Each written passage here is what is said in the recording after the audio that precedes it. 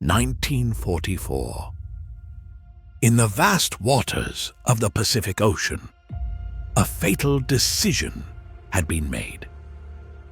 A deadly force from the skies, ready to sacrifice their lives for the Empire, Kamikaze Pilots.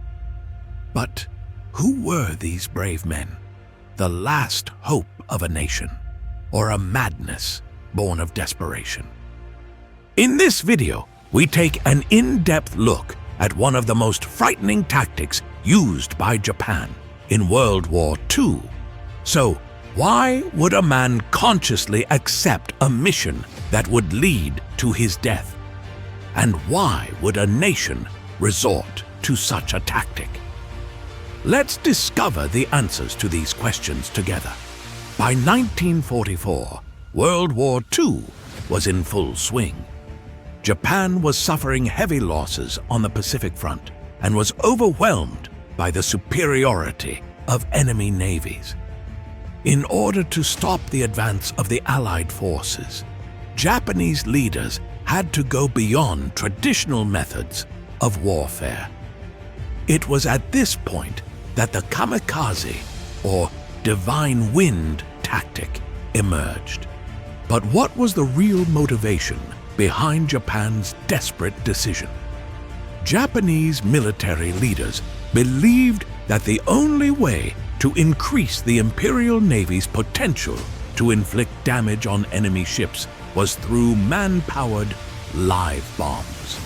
But these missions were not just ordinary attacks. Every flight was a one-way ticket. Would you agree to go on such a mission?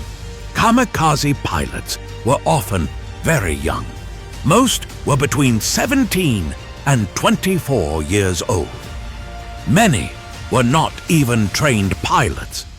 After only a short training, often without sufficient flying experience, they were sent on these deadly missions.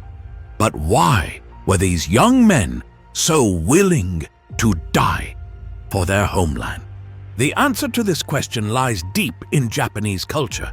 Bushido, the way of the warrior, was of great importance in Japan.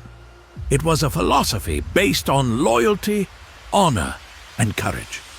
Japan's military leaders saw kamikaze pilots as living examples of Bushido. These young men considered their duty an honor and believed that dying for the emperor was the highest virtue. Do you think that dying for honor is heroic or a tragic loss? When the moment of truth arrived, a kamikaze pilot would board his plane and say his last prayers. His planes were armed with heavy bombs and ready to lock onto his target. As the pilot flies towards the target, he flies under enemy fire. Can you imagine their courage and fear? They tried to fulfill their mission until the last second, knowing that death was inevitable. Many were shot down before they could reach their targets, but some inflicted heavy damage on the American and Allied navies. For crews aboard ships in the Pacific, kamikaze attacks were a nightmare.